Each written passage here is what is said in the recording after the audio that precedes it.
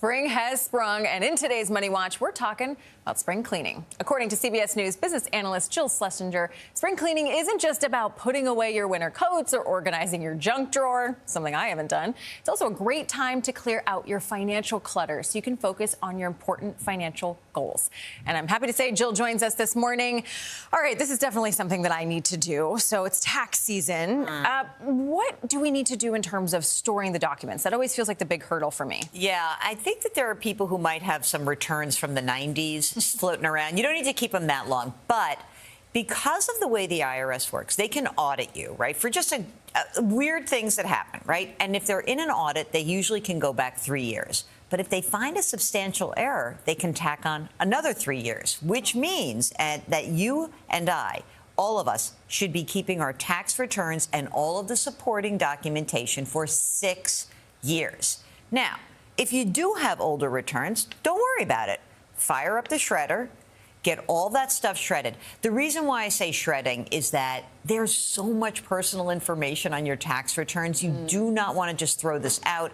Please, even if you don't have a shredder yourself, a lot of workplaces have shredders. So avail yourself to the shredder, more than 6 years, and all that documentation right into the shredder. My mom has a shredder, so I'll be coming home with all my tax documents. Perfect. All right, so 6 years, save it. What about bank statements? What do we need to do in terms of that? I think that the general rule is when you have a bank or an investment statement, if you think you're going to need something for the subsequent tax year, hang on to it. You can print out, I mean, again, if you get it electronically, great. But if you need that statement, maybe because it says something on that, maybe you gave some money to somebody and you want to claim it next year, print it out, throw it in your tax file. But generally speaking, more than 12 months old, you can shred that or delete it. Most banks, most financial institutions have those statements available for at least 12 months online. And if you want to request an older one, they'll certainly comply with you. But if you think you're going to need it, tax purpose-wise, pop it out.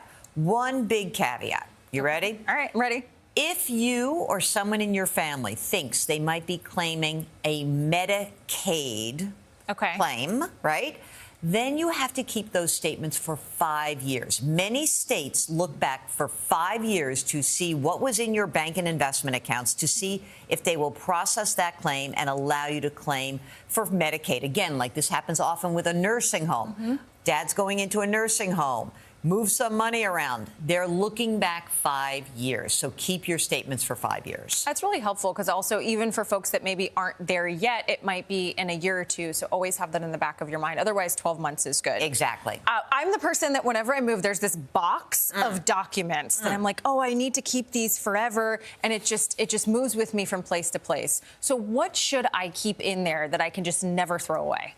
Birth certificate, death certificate, social security card. Please do not carry your social security card with you. That is a no-no.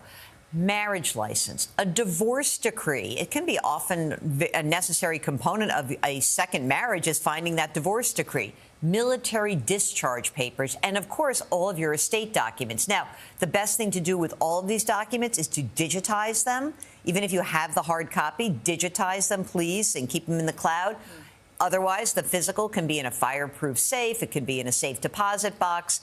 But when in doubt, if you really are worried, sure, keep it and check in. But those are generally the items you need to keep forever. The marriage certificate one, I've had to pull that out more than I would have expected over the past couple of years. To know where that is very important.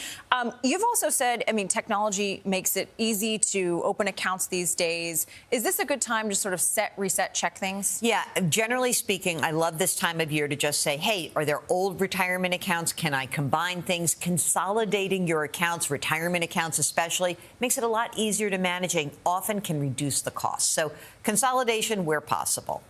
News you can use. That's why I love talking to you. I'm always like, okay, all right, I gotta check this, I gotta check this. Jill Schlesinger, thank you so much for joining us. Thank you.